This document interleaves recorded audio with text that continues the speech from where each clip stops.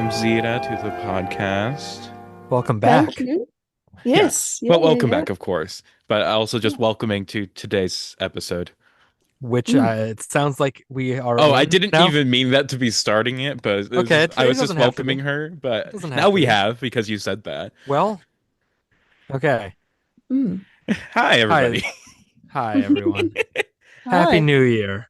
Not yet, Not but yet. Happy New Year. It's still December 30th as the time of this upload, but it's basically New Year's. It's our Happy last episode of the year. Happy New Year, everybody. Happy New Year. How are Mm. you? What's the way they phrase it in this? Welcoming the no. What's the way they put it, or at least the translation puts it? Mm. Meet the New Year. How are you planning on meeting the New Year? Oh yeah. Mm. Uh, I am going to, well, the New Year's Eve had not planning on much, but I'm working on New Year's Day. Uh, Okay. so not, I never do anything for New Year's really, which is Oh I my don't. unfortunate. God. Eliza, you're such a sexy proletariat. What? This And is why I always love here we having are. Zeta on. Yep, we're in it. Hi, Zita. Hi, everybody. Hi. We're talking about The Irony of Fate or Enjoy Your Bath, a 3 hour Soviet movie from 1976 that we invited you on, Zita, because Eliza got it mistaken with a different movie that you had recommended and thought that you liked this one. Yes. So to explain the story for those listening, long time ago, Zeta, you had recommended me the movie Office Romance, which is a Mm. delightful movie that I have seen.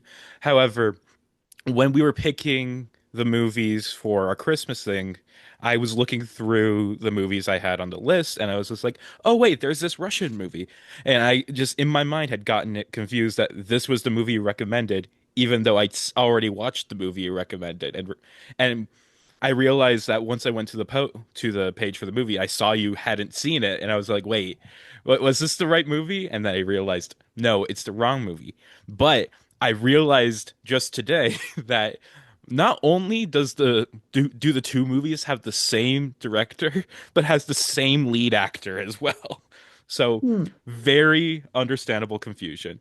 But regardless, it leads to our friend Zeta being on the last episode of the year. Hi, yay! Yay. What did you think of the movie, Zita? Yeah, so I'm a fan of this director's work. And so I think I was kind of, predisposed to enjoy it. I think to me there's just always a sort of fascination in seeing okay, to explain, sort of as sort of Western cinephiles, I guess.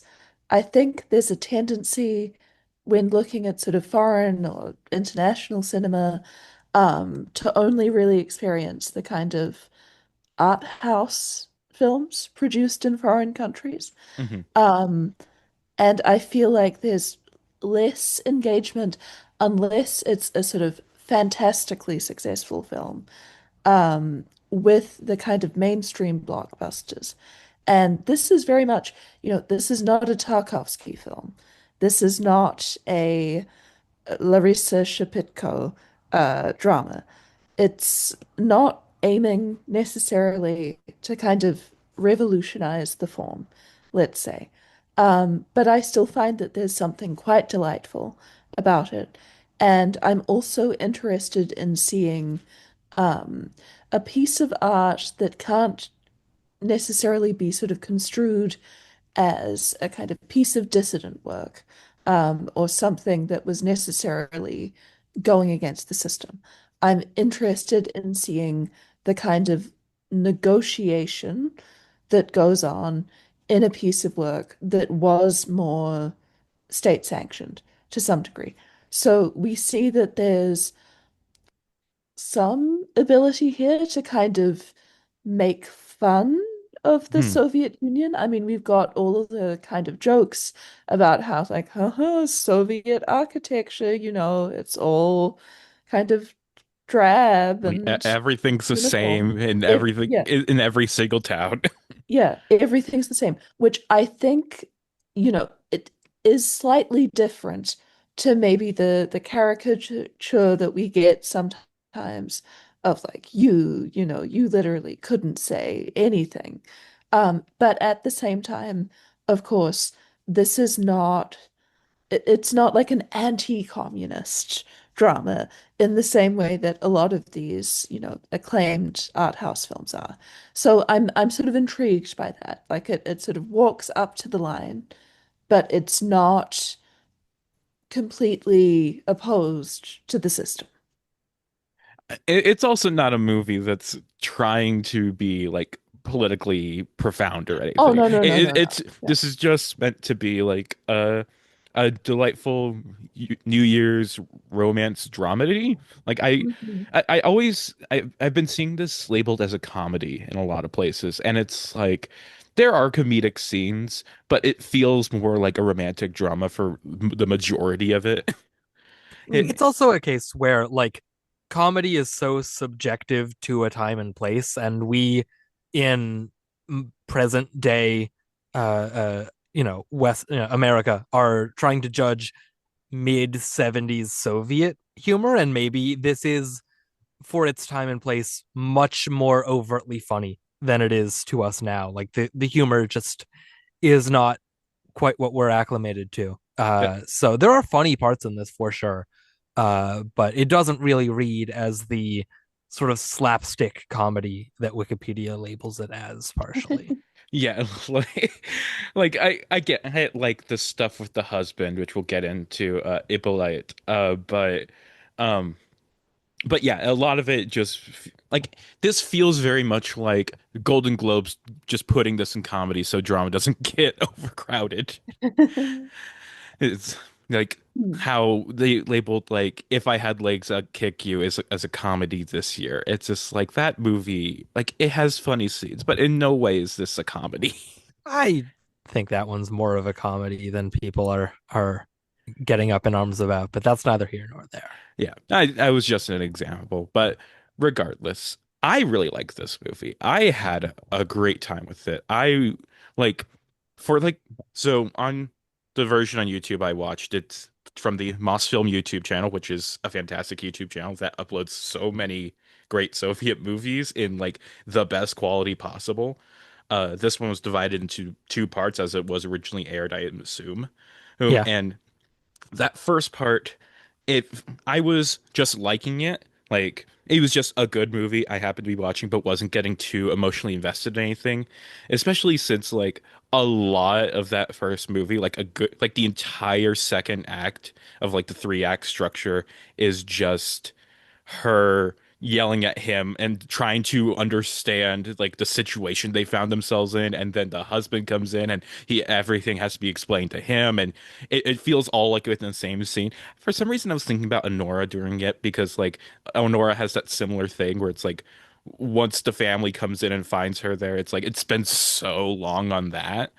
Mm. This felt the same way, but once we get into the second half, the second part of the movie, I just I am just so emotionally connected with everything in this, and I love this. I love this a lot. And the performances are so great. Like the entire, like the main four cast members, like the two people, and then I guess it's not husband and wife. It's like the two fiancés of the two main characters. Like all fantastic performances. I Mm. liked it. I didn't love it Ooh. quite as much. And we were talking about this a little bit before you got on here, Zita. I don't think I connected with it quite as much. Mm. I think my favorite parts of it are like the end of the first episode and the beginning of the second, if you want to call them that. But there are definitely points where, like you mentioned, Eliza, the whole sort of mistaken identity, not really, but that whole section where they're trying to explain it to everyone just really goes on for so long. And they're just saying the same things, and the main guy will say something to the other fiance, and that guy won't understand it and won't listen to it, and so the main guy just says it again, and that goes on for 10 minutes.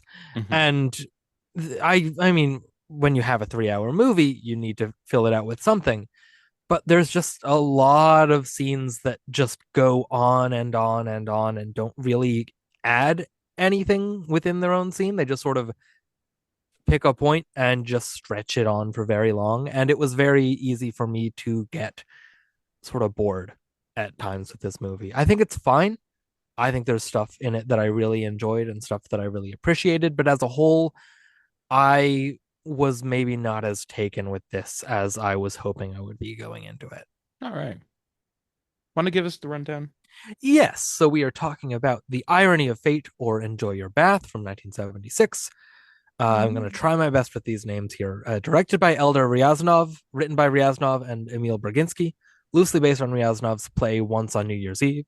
It stars Andrei Myagkov, Barbara Brylska, Yuri Yakovlev, and Lyubov Dobrozhanskaya. That sounds right. It was broadcast January 1st, 1976 on Program 1. Was a big hit. Some places reported that there were like 100 million people watched it in its initial broadcast. So successful that it was broadcast again like a month later, ended up getting a theatrical release in August of that year because it was such a success. It remains a very popular thing. It's broadcast every New Year's in Russia and a lot of other former Soviet states. From what I could tell looking around on, there was like a Reddit thread of, I think it was like Ask Russians or whatever. And it was, do younger Russians still watch this movie every holiday? Is it the classic that like it was for the time? And there were a lot of responses. There were a lot of mixed responses, but I did see a lot of people, younger people going like, not really. It's sort of more of the older generations holding on to this tradition, but it doesn't really connect to the younger crowd. Uh, Not that I'm using that to back up my stance of not Yeah. loving the movie as much, but it's not necessarily the holiday classic nowadays that it was in its heyday. It's not one that seems to have really held quite the chokehold on the season as it did for the first few decades after its broadcast, but it still is broadcast every year, and the older people do still watch it from what it seems like. So, Gordon, did you see Gordon, what else broadcast at the exact same time? Like what was on the I other channels? I I don't know. I could not find anything specific about Russian broadcasting on that particular date. You're okay. I just knew you wouldn't have any. Yeah. Well, you got me, I guess. What were you saying, Zita? I was thinking, Gordon is sort of subtly implying that he's more in touch with the sort of like hip, I'm young not trying. Russian. I'm not He's trying. he's Gordon. If he was in like Moscow today, he would only be hanging out with, Yura Borisov types. That's not what I'm getting at. Okay. I just found a Reddit thread. Mm. A young Mark Eidelstein type boy would seduce him. Sure. Why are you saying a young Mark Eidelstein like he is not actively like he's already young? Like what is that qualifier there? I don't know. How old is he? Like Okay, he's younger than me, I think, right? he's 23, Yeah. apparently. Yeah. Yeah. Anyway, Okay. Hmm. let's start at the beginning with the animated short film that we have here, which is my Yes, first note here. Oh, nice. We open with an animated short. Eliza's going to like that. I did. It's, it's, It was a it's, cute it's little cute. animation. I don't Uh, really remember too much of what happens in it, but I it remember being charmed by it. it's basically just like showing how like I remember like the buildings walking and it's just showing essentially just saying like, oh, all the buildings are kind of the same everywhere, and it's just like you're not allowed to have any interesting buildings. You have to who have the same buildings in every place. Yeah. Yeah. No balconies was the main thing that seemed to be getting across, even though there are balconies on the other buildings. How dare you? How dare you not have balconies? What an injustice. Hmm. Hmm. Uh, Uh, yeah. And then we get into the actual story. Like the animated intro is like, I don't even really understand why it's there outside. Actually, so Gordon, I told you about this video where a bunch of these drunken Russians are trying to explain the plot of the movie. And it's like, and what they say about the opening, which is about as far as I could get into the video before we started this, um, was that it was actually created specifically for ch with children in mind, so that like they'd be like, "Oh, cartoon, I'm gonna watch this," and then it's like then they get tricked into watching this 3 hour Mm, romantic drama. Haha. Take that, idiot yes. children. Yeah. Which maybe that's why like this has become a enduring classic. It's like the children of the time were like, whoa, I got tricked into liking this. Now I love this forever, and I'm gonna watch it every single year. Yep, I bet that's it. I bet That's that's what exactly happened. it. No other reason. Yep. Um, does someone want to describe the basic plot of this for the listener that maybe doesn't have 3 hours of their time to set aside to watch it? Zita, Okay, I want I okay. want Eliza to do that because Okay. you I was sorry. about to ask Zita, do you want to do Oh, this or okay. do you want me to do But it? But you just if you you want me to seem do it, very animated. So I I'd be interested to hear your like take on it. okay. So every New Year's Eve, this guy has this long enduring tradition where he gets drunk with his friends at a bathhouse. Or maybe they just go to a bathhouse and specifically they got drunk this year. Uh, but anyway, gets recently engaged to this woman, Golia, I think her name is. Something like that. Sounds right. uh Galia uh gets engaged, and it's like he's been somebody who's like unlucky in love. He's kind of a loser, but now he finally has a woman who likes him, and he doesn't feel like he wants to run away like he did with the first time he got engaged.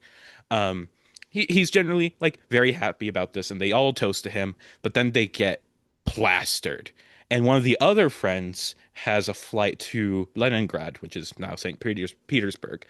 um and so they all go to the airport drunk, and then I don't even remember the main guy's name. It's like I don't know. Doesn't matter. Is it Yevgeny? Sure. But Uh, I'm just gonna call him the Yes. Yeah, main guy. Yevgeny, Yeah. but the But Zhenya is the yeah, yeah, I, because he's got a classic Russian oh, nickname. Zhenya. Okay. Zhenya. That's the nickname. Okay, so Zhenya Yes. and the guy, there's a guy who needs to fly to St. Petersburg or Leningrad, and both of them are passed out. And the other two, who are still incredibly drunk, cannot Mm. remember who needs to go on a flight. They know that they don't need to, and it's one of the two people who are passed out. And they're thinking like, well, we toasted to Zhenya because he got engaged. So he must be the one who has to fly. But it's like, no, he met his wife at his clinic here in Moscow. And it's like, nah, She came here from Leningrad and got the sprained ankle. And so now he's visiting her so they can get married. And it's like, ah, yes. And so they grab Zhenya, throw him on the plane, and then he gets flown to Leningrad, and then he like drunkenly like wakes up in the airport, and it's just like, oh, I need to get back to my apartment. My fiance is waiting there.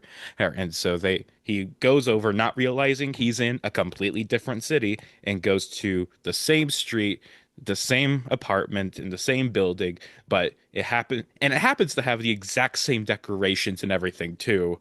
And he just plops in and falls asleep, not realizing he is at somebody else's apartment. And then, of course, the woman walks in, which is Nadia. Uh, Nadia finds him, like throws water, wakes him up, and it's just like, "What are you doing here? This is my apartment." He's like, "No, it's my apartment." Blah blah blah. 30 minutes pass. They eventually figure out that he's from Moscow. They have the same address. Yada yada yada. Fiance of the girl comes of Nadia comes in, Ippolyte, and he's mad and storms out, and from this point on, it's just like people keep coming in and out of the apartment, and like sometimes they know about the situation, sometimes it's though half the time it's Ippolite. But then over the course of the night, uh, Zhenya and Nadia, I keep forgetting the names. Yeah, it is Nadia though. Uh, they slowly realize that it's like, they actually kind of like each other, even though, they just met tonight. But they feel more at home with each other than they do with their actual fiancés, especially since they've just been spurned by both of them. But then it's just like, they start falling in love. And then when it finally comes time for Zhenya to go back home, he doesn't want to go, but eventually he does. And then the ending of the movie, he goes back to his apartment and he finds Nadia there. Or like Nadia then comes to visit him after. It's like it's a sweet ending. I really liked it. Notice how there's about 2 hours of the movie that just sort of got hand waved away in like Because a it's sentence and a not a half. pl- because it's I not know, I plot. know, It's I know. I'm well, being a it's bitch, but just because it's them talking through things, talking about their lives, and it's like it. This is what happens a lot when we try to do movies that are very like talk centric rather than things are happening every scene. Like we just end up like not having much to say because a lot of it is just and a lot of why it's good is just the conversation, the writing and the conversations that they're having. But those are really hard to like really analyze, especially like when we don't have the script on hand, can go in line by line or anything. And it's just like, so it's we just kind of like, well, that was good. I like this line and I like this line. And then it's over. I Like, I think. Oh no, sorry. oh, sorry. It's just like it's kind of like, especially with our comedy episodes, like the Blackadder episode last week. That was like 45 minutes, an hour, or like maybe a bit longer with my game. But it's just like we just didn't have much to say outside of naming all the jokes we liked. Yeah, but at the very least, that one, like a lot of stuff happens in that one, and in this, a lot of the conversations didn't grab me. At a certain point, it was you could either expect a given scene to be they're just repeating the same joke, but a little bit different this time, where the fiance comes back again and he's mad again, or the two friends come back again, only this time it's Zhenya who's pretending and it's Nadia who's not. And that's going to take up Mm. another 15 minutes. Or it's the two of them together and he's just being really mean to her and is just reveling in the fact that he's allowed to be mean and like, oh, I don't want this picture of your fiance. I'm going to put it upside down and then I'm going to throw it out the window and then I'm going to rip it up. And isn't that romantic? And I think I also just don't like this guy. I find Yeah. that his He character to be really grating. he And so actually I wasn't, his sensibility feels very German. Maybe we Like should the bring Christoph on real quick. yeah, but yeah. the reveling in being mean, that feels Which like he explains away as like, oh, all my life people have sort of declared me a pushover. And now that I'm with this woman that likes me, it's unlocked a whole side of me. Whoa, I'm a whole new man. You're bad at cooking and bad at singing, and I fucking hate you, and I hope your fiance dies.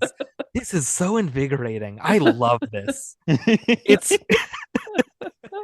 and it just again, maybe that's just a sense of that's just like it reads more humorous in the context of the time, and I'm just sort of mm. examining outside of that. And I just was not on board with this guy for a lot of the movie. I think Nadia's great. I think that performance is great, and I think she's an interesting character. But Jenya did not track for me.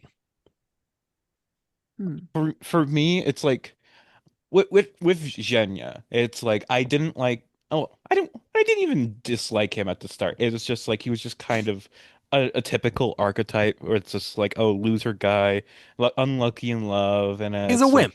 like he's a fucking doofus. And it's like, but then it's like as it goes on, and it's like I just got caught up in kind of the love story, like as both of them are kind of realizing more and more that like they actually like each other, and it's like in the second half of the movie, it's like in that it's like that's their reaction to both of them like realizing that they actually have feelings for this person they just met, and it's like with Nadia, she's desperately trying to cling on, like trying to deny it, trying to cling on to like, no, no, I still like my husband. But then it's just like, but he is like, you clearly don't. And it's like, I want us to be together right now. And yes, it's shitty, but I don't know. It was There's romantic to me. it just feels I put myself in Nadia's shoes, and I liked it. yeah. There was just a lot. Eliza Oh, sorry. Eliza wants a Russian man to come into her life and be mean to her. Yes, yes, that would be Well, nice. Thank you. well, uh, it just to me felt very back and forth. Like you get a scene that I think is near the end of the first episode where he's come back into the apartment once again because he keeps getting thrown out and coming back, and there's a lot of back and forth like that. At some point, he and the fiance both leave, and then he comes back to get his briefcase, and some sort of something transpires, and then he's about to leave, and they have a moment that I really liked and found to be very romantic, where he says, I'm running out of excuses to stay. And she goes, well, I'm running out of excuses to keep you here. And they both sort of realize, oh, well, we both want me to stay.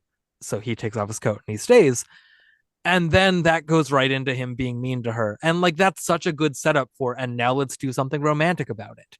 Let's, and it goes right back into the same pattern. And it doesn't really like build on the fact that they just had a very obvious romantic connection. And it just feels like it's prolonging a lot of stuff for the sake of them not actually connecting until the very end when she shows up at his apartment the next day. Mhm. And I just, at a certain point, my patience wore thin because if we're not going to do that now, and I'm not going to enjoy the patter that's building to that. Like something like the before movies, where there's a lot of build up and there's a lot of tension building. I didn't get that with this at all. I didn't really get the tension building. It was there and then it wasn't, and then it was there and then it wasn't. And it didn't keep my attention.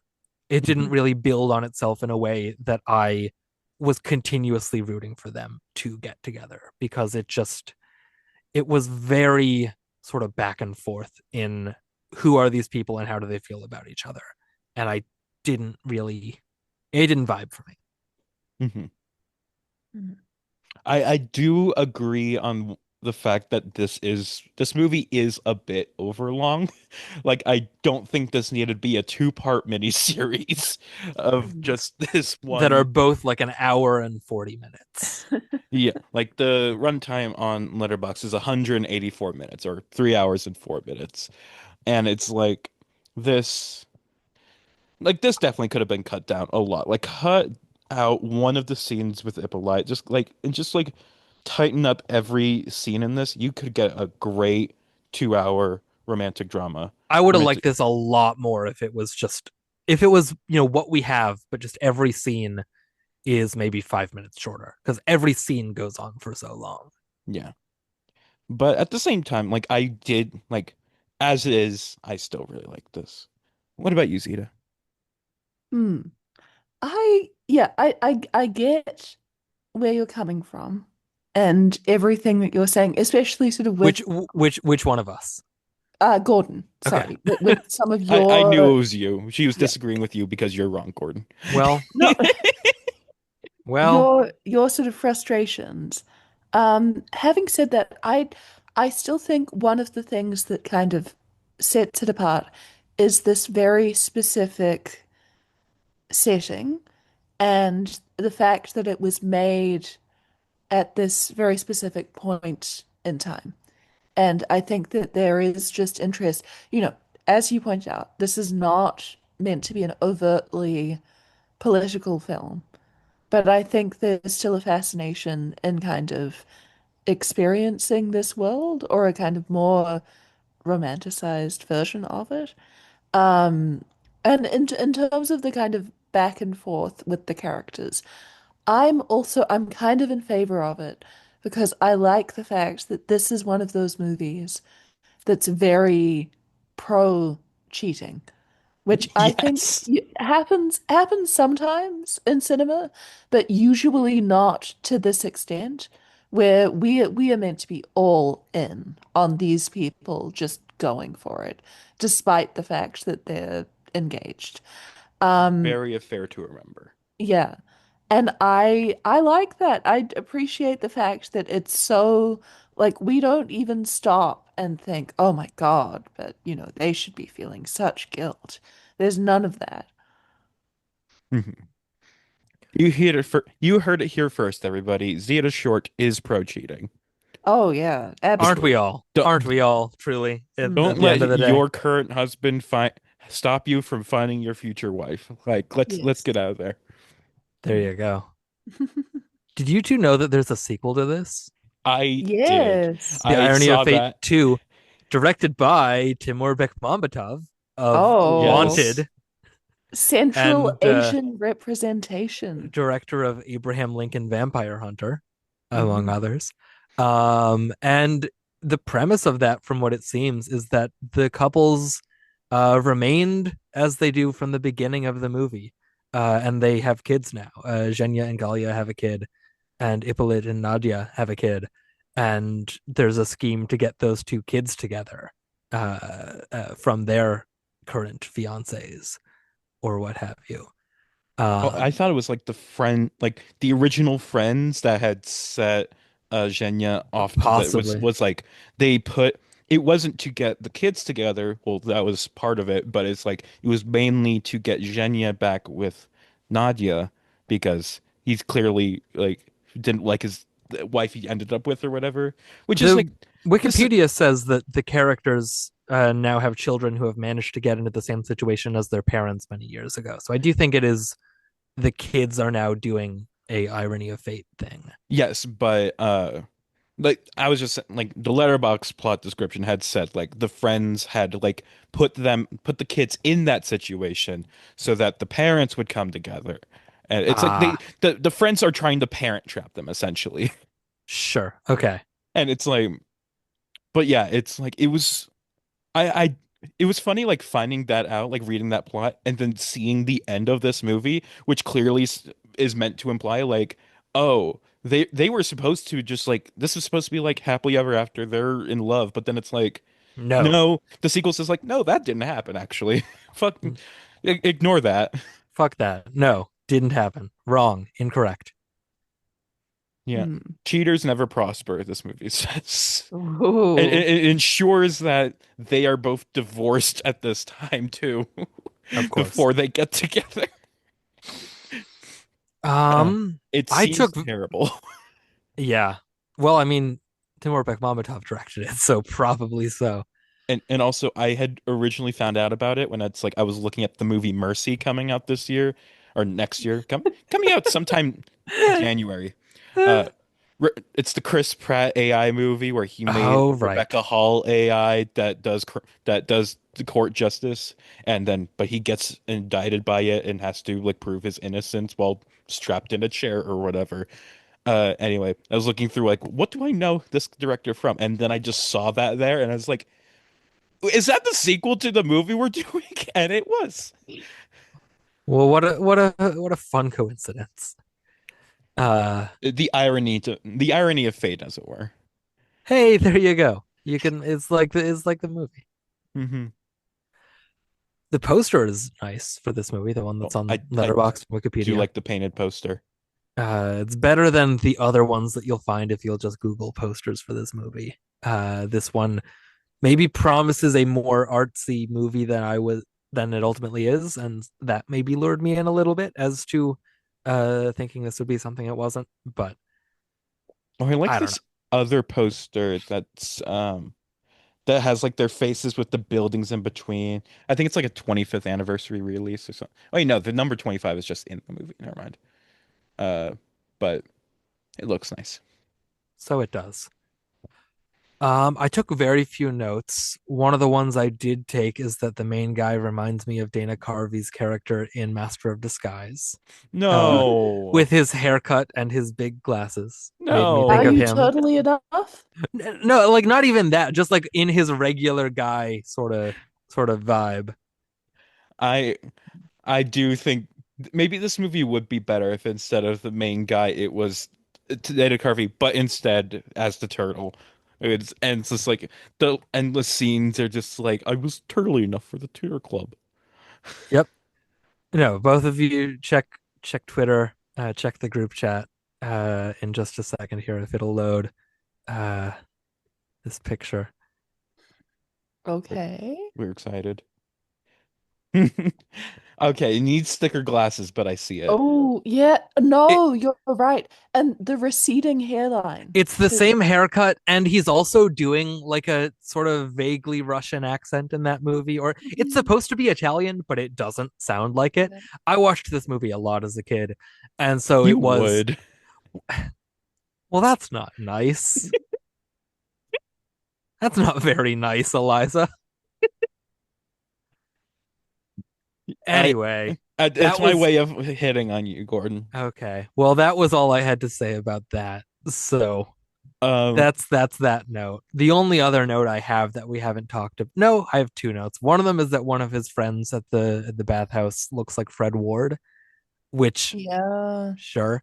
And then also the scene where the fiance guy tries to Mhm. drive away and his car skids around and then it skids on the ice and then a dump truck of snow dumps snow on his car. And I kind of wanted him to just freeze to death in that scene. Just like, well, that guy's dead now. That's that plot line wrapped up. He got covered in snow, trapped on the ice, his car fell under, and he died. mhm. Uh, I did like that the at the start of the movie, there's a line, I think it's from the opening narrator or whatever, an absolutely untypical story that could happen only and exclusively on the New Year night. And it's just like, I don't think anything about this movie is especially New Year's. Like of course it is set on New Year's, but it's like there's nothing that needs this movie to be set on New Year's. Like Yeah, like the dinner that they're having is just because that like because he proposed to her. It's like it's not because it's a special New Year's dinner. And so it's just like everything it's just like this could happen at any time. It just happens to be set at New Year's. yeah. Once again, very little actually happens here. There's not there's not really an exploration of this premise beyond, oh, he shows up at her house and then stays at her house. And sometimes some other people are there, But but it's not not an very much. exploration of the premise, it's an exploration of the people, I Gordon. know, I'm just saying, It's a heartfelt romance. I'm Don't just you going, have love in your heart, Gordon? yes, but I'm just going off what you said about how that intro where it says that it's, these things could only happen this one night, but really nothing happens. Like there could be a version of this that is more, leaning into New Year's traditions that like things go out of hand. The version of this that is more of a screwball comedy. And it just isn't that. That's just not the movie it is. That's just a tagline that promises something that you're not getting. Okay, but actually thinking about it, I would like this as like a a Ronald Colman like Jean Arthur comedy. Sure. Yeah, Yeah. that would have Like been very good. much like oh what was that? Like Talk of the Town, More the Merrier, rant like stuff like that. Oh, okay. Yeah. Hmm. Um Anything else? I do have a lot of notes that I haven't even mentioned. I haven't Go even for it. gone through, but it's like you seem like you're trying to rush this No, episode through no, no, for no. some I'm just reason. saying I'm out of notes. You two bring up something because I have nothing else I did write to start a down conversation. uh when people sing when they're happy and then she's not the one singing. Like Yeah. oh that's with Golia or Galia at the start. It's just like and but then it's like that line did stick with me like throughout the movie and but it's like there's no duets ever. It's like I would kept thinking like, oh, like so whenever these people are singing or if they're singing together, you know that they're happy together. But then it's like, no, you only ever really get people singing alone, and then like the other person will sing after that. There is a sort of like overture duet as they're both as he leaves the next morning. Yes. And it's going back and forth between but they're not like singing together in the room, but it is the characters sort of singing at each other across time. Yeah, I wrote down that entire I wrote down the entire thing And that was because your I did like it so. letterbox review, right? Yeah. It is also my Yeah. letterbox review because I did just kind of really like that moment. Like it isn't really a song, but more like a recitation, really. But yeah, it's just like I just thought it was so beautiful. And it's like I Yeah. love the language of it, even though it's of course like filtered through translation, but I still really liked it. Yeah, Like the way it repeats. the song moments in this I found to be charming. It's good. I mean, it's not either of the actors. It's dubbed over. And actually, the actress playing Nadia is all of her dialogue is dubbed over because I think it's a Polish actress, and her She, dialogue was also heavily accented that they dubbed her over with a Russian actress. Mm. yeah, she This is classic Andy McDowell being too southern for Tarzan and them having to bring in trusty Glenn Close to make it all work. Yep. interesting. I think you've told me about that. You specifically have told me about that before, but I forgot about I that. I think it was just so funny to me because they initially cast Glenn Close just to play the role. They then pass her up in favor of Andy McDowell, do all of this filming with Andy McDowell, get her to record dialogue, and then listen back to it and go, oh no, this ruins everything. I think in that situation, why go to all the effort of bringing back the person that you, I feel kind of cruelly, chose not to give this job? It just seems very strange to me. Yeah, that's always been such a weird anecdote with that movie. I But she Um, got well, paid, so good I'm for her. trying to think. Like Glenn Close wasn't even really Glenn Close at that time, though, no, was yeah, she? she would have been like a three-time Oscar nominee already, This was like post The Big Chill. People had seen her or crying in two-time. the bathroom. Oh yeah, two. Like just It's World According to Garp. the year of her third, Okay. Oh, for The so when The Natural. Natural came out. Yeah, it was 84. Okay, so she was becoming a name, but what like she wasn't Glenn Close yet. She was just Glenn Close. Yeah, But yeah, it's still strange though. yeah. I don't know. Some people remembered her as the feminist rapist from The World According to Garp. Yep. Thanks, Zita. Uh, wait, but was Andy McDowell even big at that time? I Like, think it's her No, first. that's the She was just thing. a model. Yeah.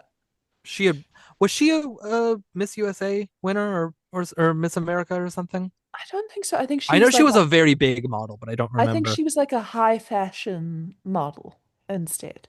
Let me let's see. see. Andy McDowell. Okay, so it said she was Oh a yeah, it was her film representative debut. from Wilhelmina. Hmm. Oh, she appeared in ad campaigns for Yves Saint Laurent. Ooh, cool. Anyway, that's not what we're talking about here. I That's we're I far think afield. it's fun talking about Andy McDowell, but it's also fun It's talking about always this movie. fun talking about Andy McDowell. We love you, Andy McDowell. Come on the We do. podcast. Yeah, to talk about just whatever. Doesn't have to be a movie you were in. I know you're listening. She always is, Yes. like Santa Claus. She sees you when you're speaking. That's not even how I'm just gonna leave that there. Whatever. That's not the verb in that song, but it does fit when we're talking about podcasts, so maybe I meant it. Yeah, and it's not even Christmas anymore. Even it's up past that. And it's Andy Claus. Andy Claus is coming to town. Wait, There was you go. she in while you were sleeping? I don't think so. Okay, it would have been funny if she was in that movie and we kind of said that, but Yeah, it I would have don't. been. I It don't it, know it would anything have about been, that but movie. it That it wait, would is have that been funny. Sandra Bullock? Yes, that's the Sandra Yeah. Bullock, Bill Pullman. Uh, Okay. is it Peter Peter Gallagher? Gallagher. Yeah. So hey, you can do 1 degree of separation because Peter Gallagher to Sex, Lies, and Videotape to Andy McDowell. So maybe that's what you were thinking. Maybe Okay, it's all those Peter something I Gallagher love titles about messed up in your head. yeah. I don't know who Peter Gallagher is. Big Okay. eyebrows. Something I appreciate about him. So he is, I believe he's like best known as a sort of respected like theater performer. But has also had roles in film and was also the dad on the teen soap opera, The OC. Something I appreciate about him that I only learned through Twitter is so I assume we are all familiar with the French New Wave filmmaker Jacques Rivette. I Yes. know of him. Yeah. Yep, and his film Va Savoir, released in 2001. Never heard I of. know the title. Okay. Well, yeah, so that's like a late period Jacques Rivette film, but it did premiere at the New York Film Festival, and Jacques Rivette and all of the cast, which included like people like Jean Belibar, um, came all the way to New York to present it to the public. Peter Gallagher, for some reason, not connected to the film at all. I don't think he was like on any jury that year, shows up to the premiere of the film, and there are just tons of photos of him like hanging out with Jacques Rivette, which I'm sorry, to me is just a very funny crossover. Like I can't imagine what they talked about. I Did we mean, know? Oh, I was gonna say it's like I feel like they have stuff they could talk about. They're both artsy people, I guess, even though I know very little about either of them. But this is like the era of Jacques Rivette also being like a bad boy and giving interviews where he's like Kate Winslet, she's slovenly and fat.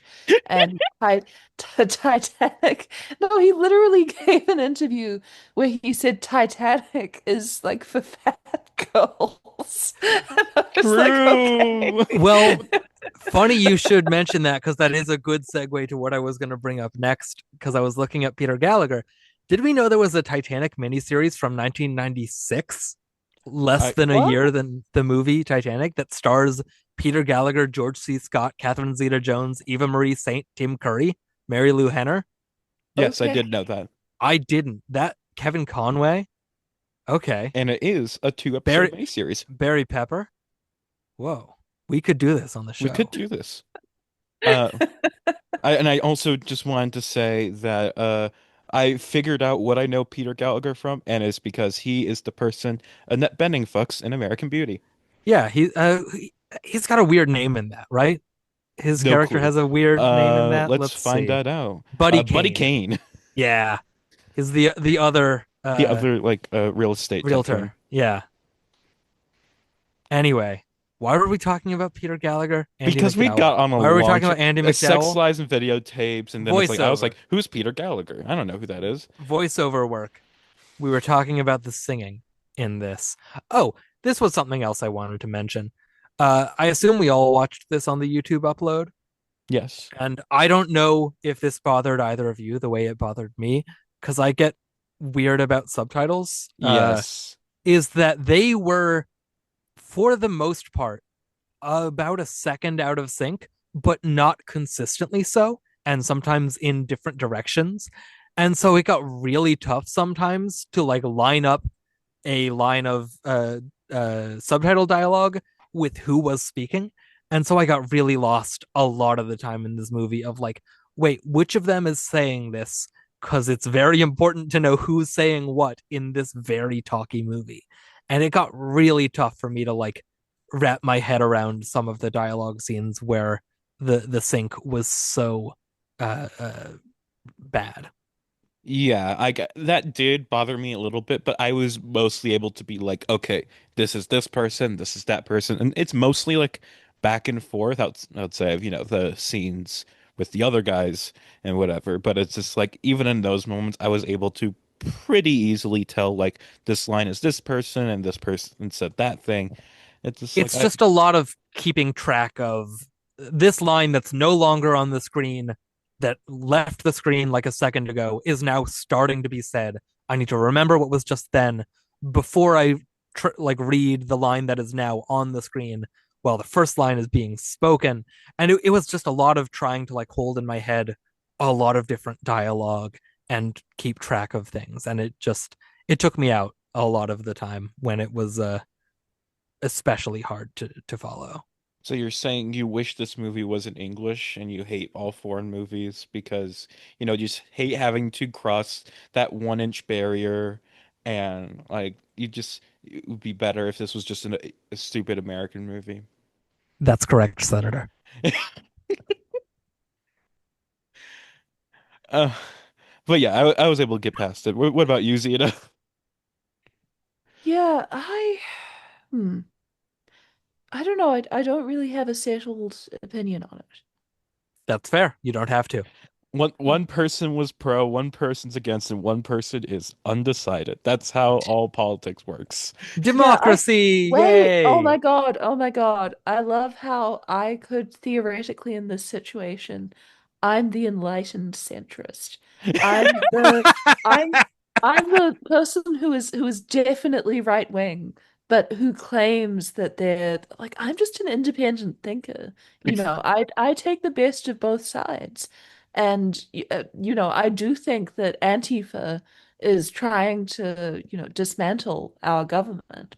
But I'm definitely not right wing. I mean, don't put me into boxes. I support weed legalization.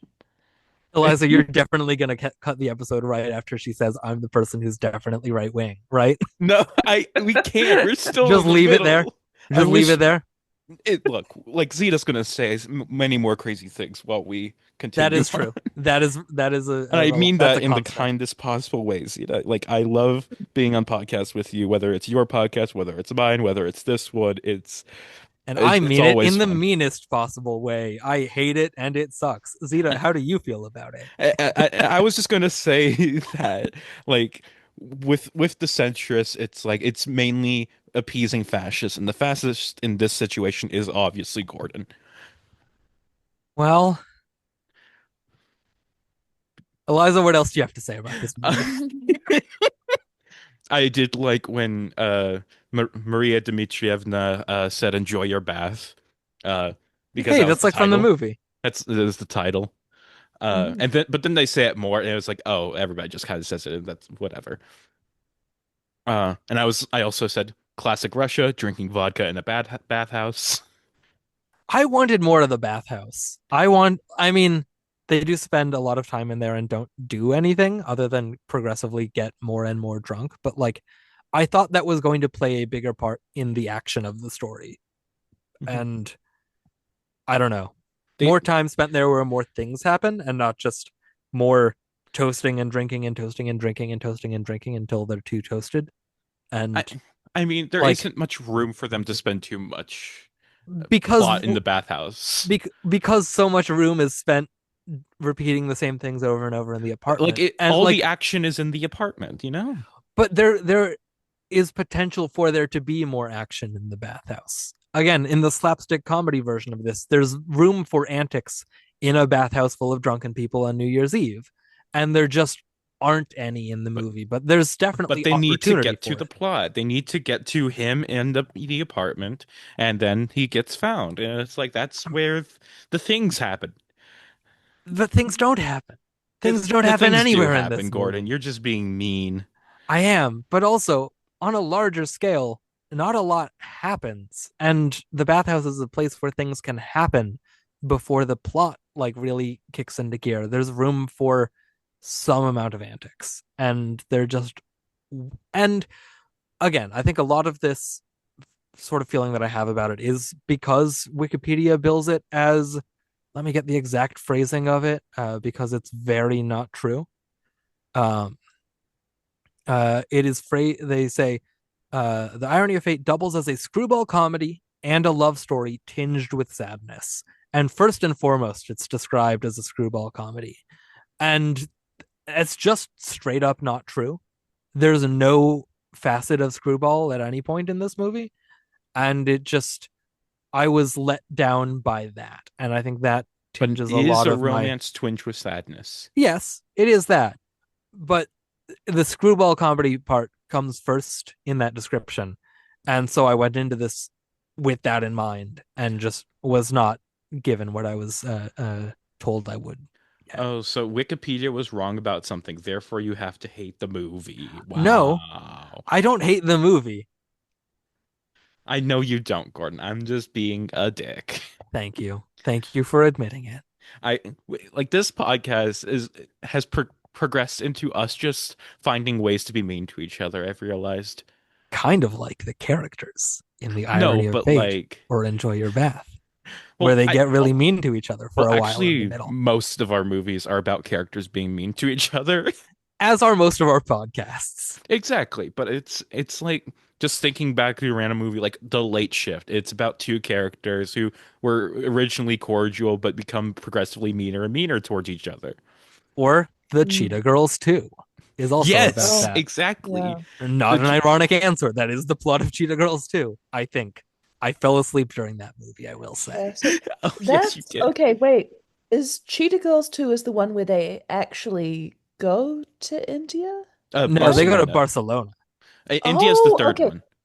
Ah, oh, fuck. Wow. I Oh, fuck. messed up the You chronology. Zita, you should watch Cheetah Girls 2 and tell us what you think because I think you Well, would no, like it. the thing is, I am certain that I watched it at some point in my youth, or at least saw the promo for it a lot.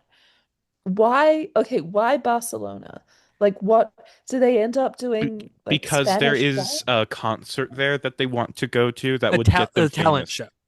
Oh, just a Oh, ta okay. I think I it's a, thought it was well, it's like a singing competition. yes, Mm, singing That's what it is. competition. And it's also okay. because one of the four Cheetah Girls, her potential new stepdad wants to move their family to Barcelona. And this Oh, is a way to go with her for that okay. and also maybe talk them out of moving to Spain Hmm. Okay. or something I, why would you It's want to honestly a talk good someone movie. out of moving to Spain? so that you could continue to be in your Your girl girl group group. of teenagers. Okay. Well, no, It's more important than anything else in the I world. would say fuck my friendship group if I had the opportunity to move to Barcelona as a I mean, there teenager. are some sexy guys there. Like, Yeah, come There's a on. hot cousin, I'm pretty there's sure. a hot cousin and the dancer twink. There's a hot cousin and a dance twink. Okay. And the director of the dance competition looks exactly like Milos Forman. Yeah, What? exactly. Okay. Oh, have you experienced Milos Forman's acting? No. Maybe. Oh I feel like my I've maybe God. seen him in something. Okay, you need to watch the 2011 musical Beloved, where he plays a deadbeat dad who used to be married to Catherine Deneuve, but would not stop cheating on her, but who still like hooks up with her in old age, even though she has remarried. We don't have video on right now, so you can't see how wide my eyes are open at that description. But Wait, sorry, No, and you said it's great. musical? You said It's a musical? musical. It's a musical, but his character he's fully like no Musical, offense to him, sorry, but musical as in like you songs? yeah, as in song. As in like they're singing? Yeah, they're singing. You But sure? I Are you yeah, I need to make sure that that's absolutely what you mean. A but I would also musical. just say, like, looking at elderly Milos Forman, not the hottest guy in the world. I do love how they introduce him, though, as it's like a, maybe 70 something Catherine Deneuve. She's looking out the window.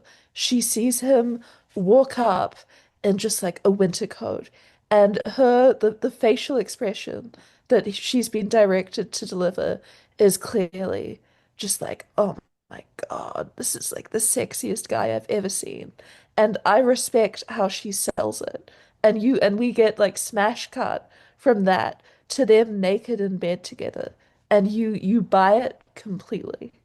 This movie also has Louis Garrel and Paul Schneider in it. Right. Yes. Okay, but you know what Um, else Milos Forman is in? Two movies that I think Zita has covered on her podcast: Heartburn and oh. Keeping the Faith. sure. Let me see But what other acting credits does he have. yeah. He's in something called Labyrinth, but not that one.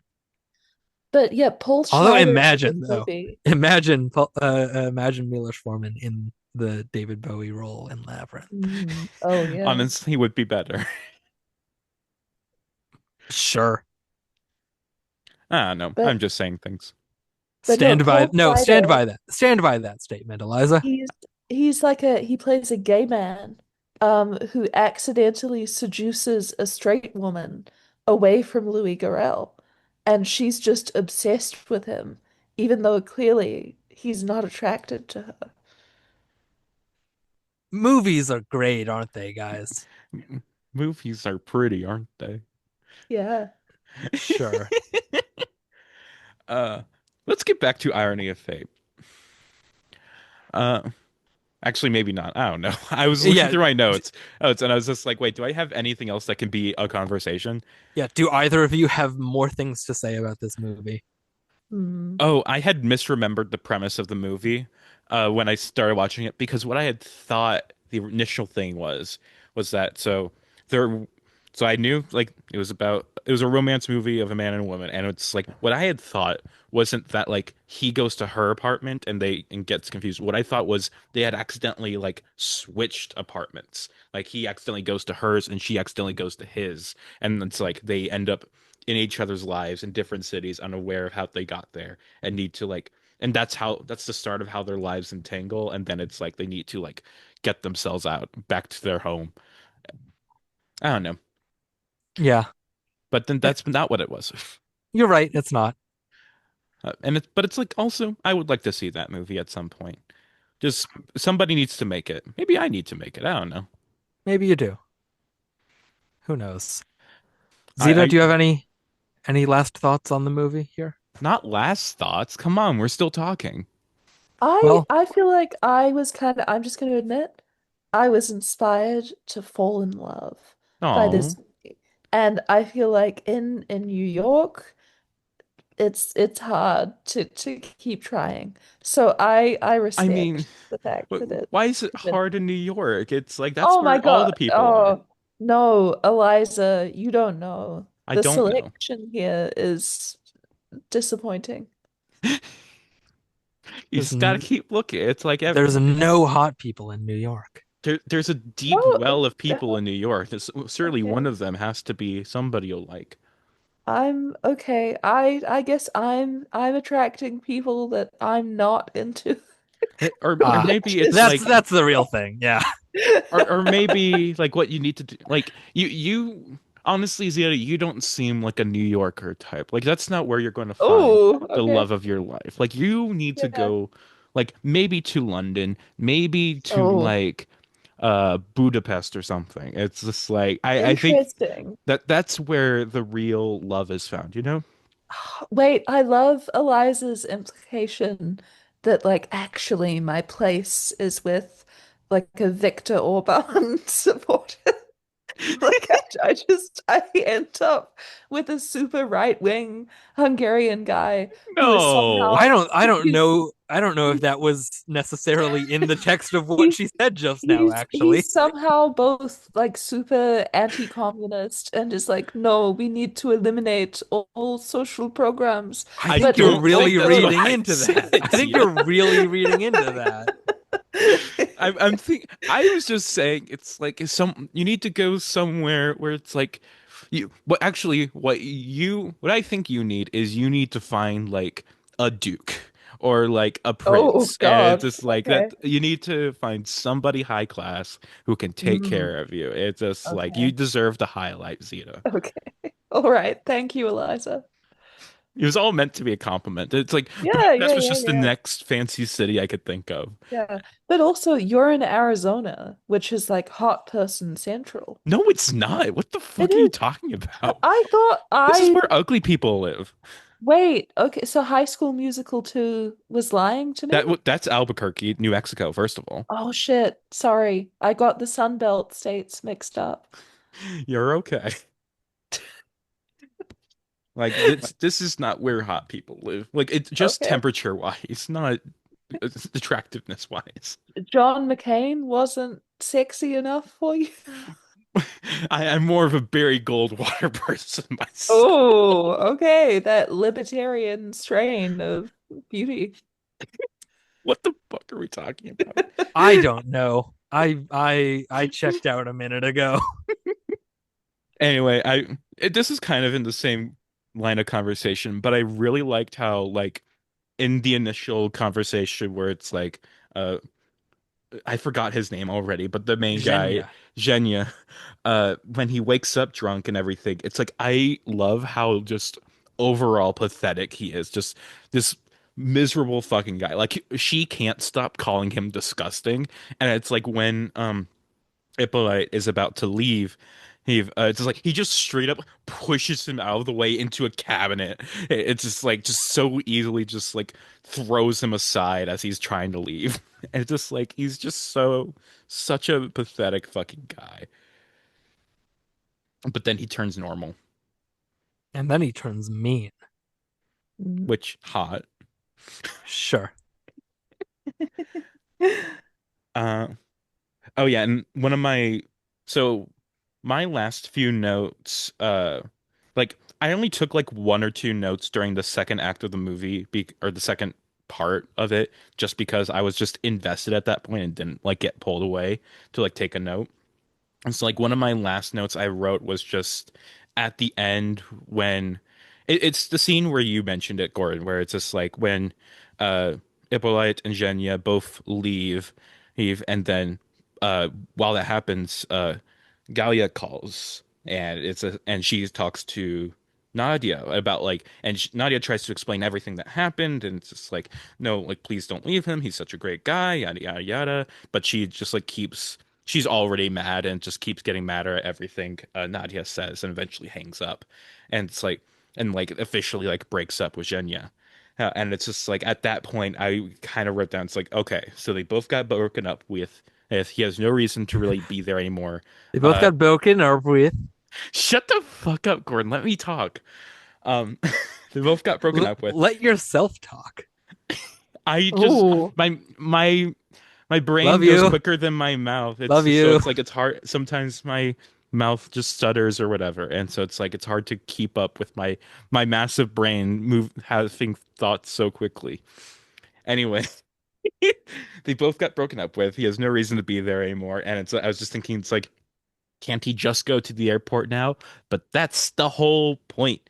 He has to stay because he loves her, and they're just finding reasons to stay together. And it's like, but also it's like trying to find more reasons to go apart. And it's just like, and that's actually the main dichotomy there. He's finding reasons for them to stay together. She's desperately trying to find a reason for him to leave. And it's like they're just uh, because they don't want to, like she doesn't want to admit that she likes him. He has already admitted it and wants to make it happen. It's just like it's I love the dynamic there. I think it's sweet. Yeah, I don't know. I think it doesn't get drawn out. I don't know. I don't know. I didn't connect with the romance as much, and I think that really painted how I felt about it Mhm. as a whole. And hmm. also you just hate all subtitle movies, as we know. Yes, Oh, correct. yeah, Mhm. yeah. I also like how one of the last lines is like when he wakes up again back in his own apartment and sees Nadia there. It's he says, how did you find me?" And she says, "You're a complete dunderhead." And then they kiss. I mean, Yeah, I like that line. that's cute. Hmm. Mm. All Anything right, else? now we're running towards the ending because I have Okay, also run out of notes. but See- not the ending because we have some future notes because it's the Yes. last episode of the month. Yeah. But But before, Zita, do you have oh any yes, things to say? Anything else you want to talk about with this movie? Oh, okay. Not specifically about this movie, Of course. but about one of the films that I watched most recently. So it was called Someday We'll Tell Each Other Everything. Ooh. And I begin it. I think, regular romantic drama. They're cheating. It's the usual. It's like an older man, younger woman situation. It's German, so there's way more nudity than you would expect. Um, I would say roughly like 75% of the way through, I realized, no, I completely misunderstood everything. This is not a romantic drama. It's like a dark Freudian psychological study of a man who will just inevitably kill himself. Roughly 5 minutes after having this revelation, he kills himself. The manner the manner in which it happens, though, is so, I felt unintentionally funny because so he's had an affair with this much younger woman. She has come to his house and been like, I want to break up with my boyfriend and be with you permanently. And then he like freaks out. She leaves. She gets up in the morning. She's walking to the train tracks and she just sees there's like a blanket over the two sections of his body, but it's fully just like his head has been cut off and it's in the middle of the train tracks. And so there's like this little blob and then just the rest of his body. And I was also like, what a selfish way to do it, like to traumatize all of these people who were presumably on board the train for life. I don't know. Um, but yeah, Wait, that they were on happens. the train for life? No, but like they will carry the memory of, accidentally killing this German farmer forever. And it just it made me realize you cannot trust German cinema. You think you're getting romance? No, you're getting suicide. I Yep. cannot wait for Christoph to listen to this video or to this podcast. And when you had said it's just like what I thought was like a romantic drama turned out to be this like Freudian psychological horror or whatever. It's just like, well, isn't that the same in German cinema?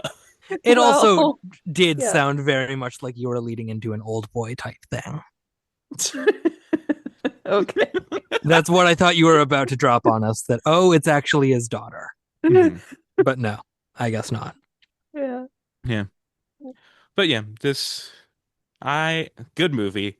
Gordon's wrong. Everybody should watch this. I Especially didn't dislike it. I especially I s- since tomorrow is New Year's. It's like you have the chance to either watch this movie or reenact it in your own life. Go to another city and just pull up to break whatever into someone's house, they'll fall in love with you. exactly. That's the true message of this movie. Breaking and entering is breaking and entering into someone's heart. Exactly. Mm. Anyway, let's handle the business of the podcast. Let's talk about what's coming up for the podcast in Yeah.